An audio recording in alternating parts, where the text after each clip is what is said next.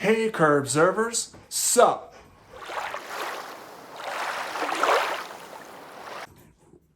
What is that? What is that?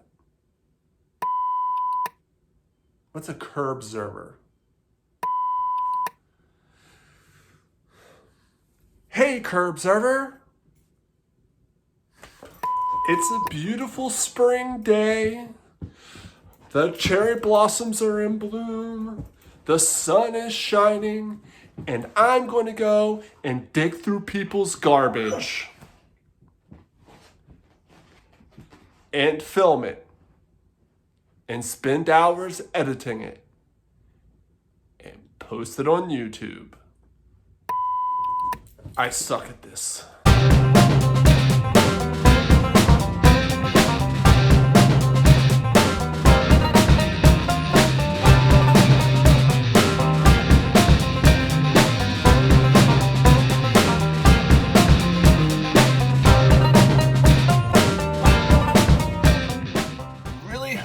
I find something today because I really need the content for this video. It is really hard when you don't find anything in the trash. So I picked this neighborhood because they have bulk pickup and regular trash pickup the same day. They only have one trash day and it's Monday, so they spent all weekend spring cleaning, so, Sunday night they put their trash out on the curb from the weekend. So, more often than not, I'm going to find something. Right here, like right off the bat, I found something really good. It was like a sort of an antique remake. It had drawers. It was heavy, but it wasn't in great shape, but it's definitely somebody would want it. I guess the top could be...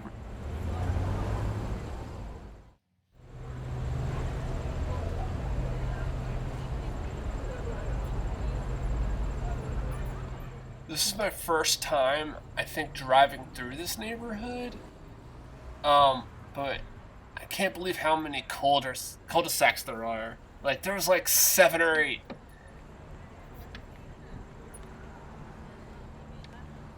It's easy to turn around, though.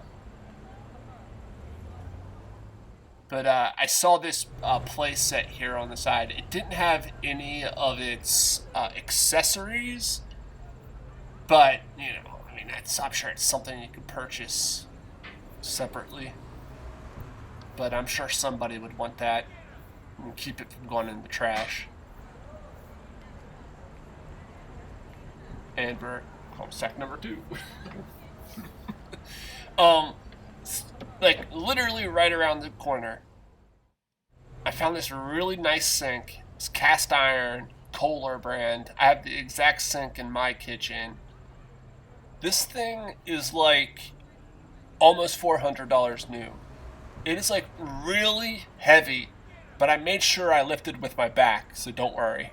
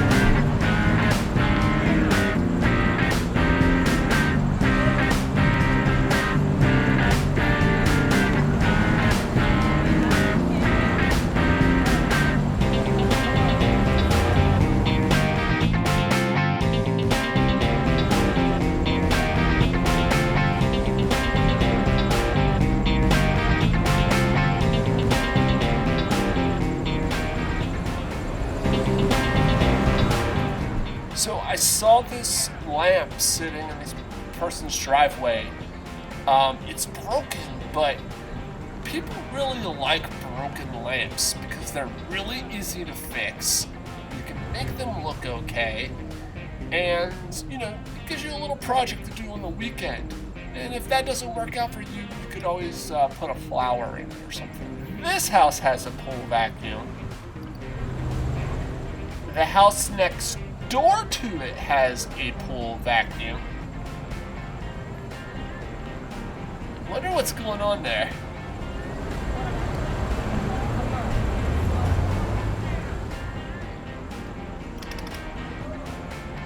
So we're coming up on the biggest find of the day. There was a pile of stuff. I mean, there was a really great chair that was an antique. I smelled it, make sure it didn't smell musty. There was a Breville toaster oven. This crappy piece of art, but the frame's nice. I can put the frame over something, something good. Toss that art. Let's see, what else do we have here? We had golf clubs. I'm not sure really the value of golf clubs. I mean, my limited golf club knowledge is from an episode of Seinfeld. I don't think any of them were Titleist. But I'm sure I'll do some research, see what the value is of those.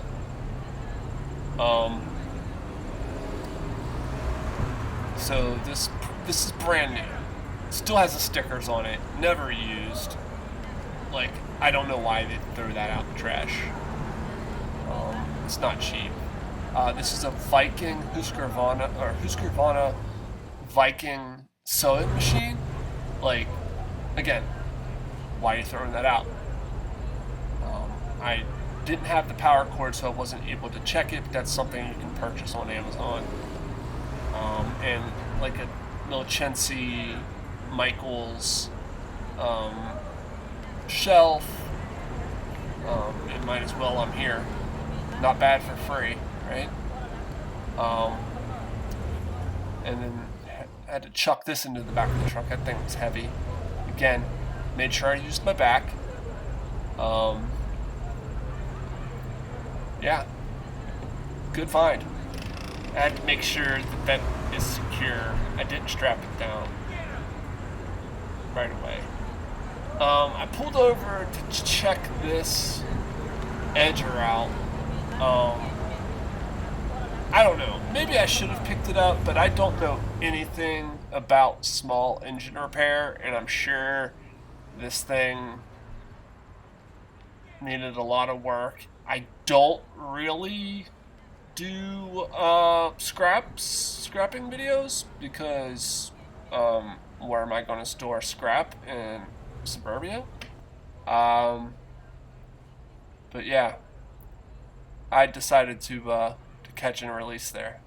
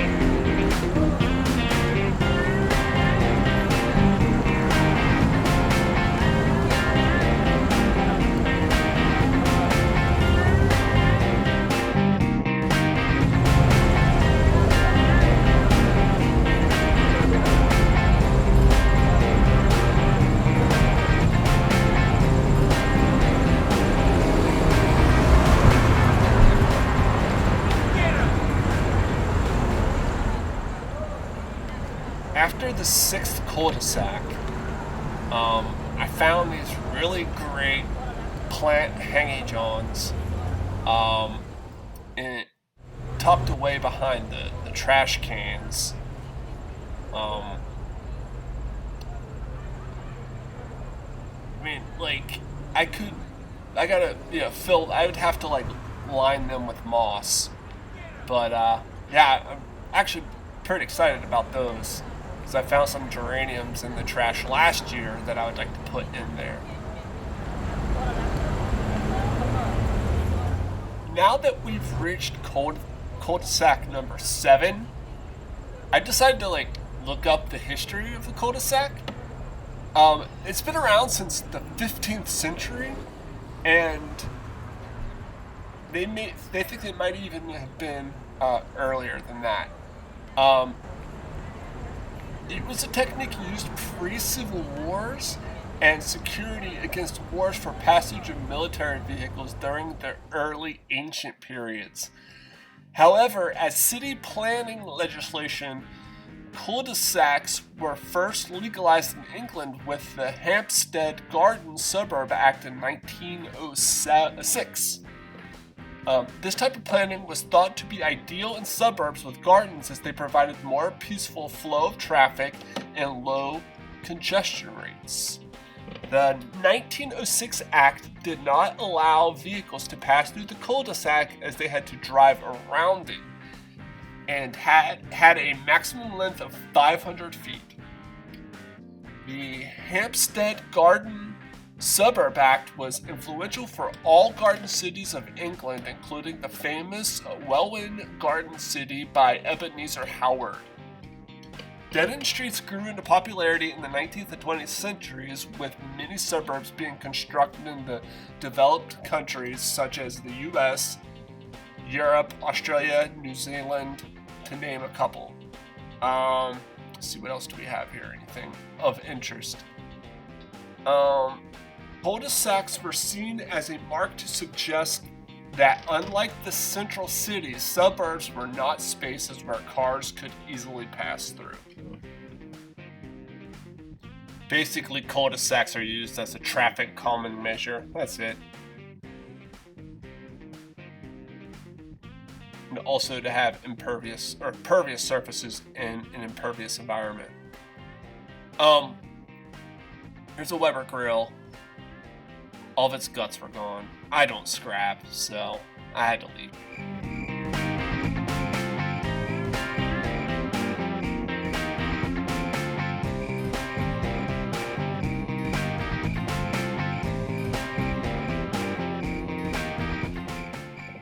So I'm super pumped about my haul today. I mean, that coffee table, sink, picture, ugly but usable, that shelf, all these golf clubs.